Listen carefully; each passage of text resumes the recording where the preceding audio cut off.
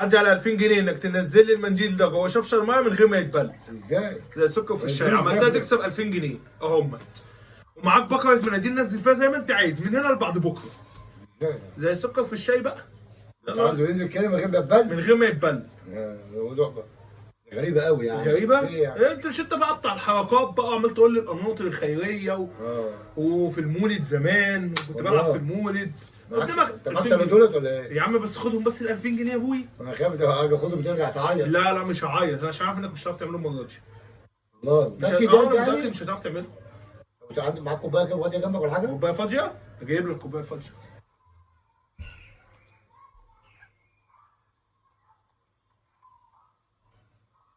كوبايه فاضيه يا حجيج.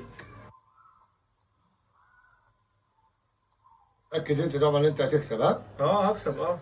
عايز المنديل ينزل ما يتبلش. المنديل ينزل ما يتبنش تقعد 10 ثواني.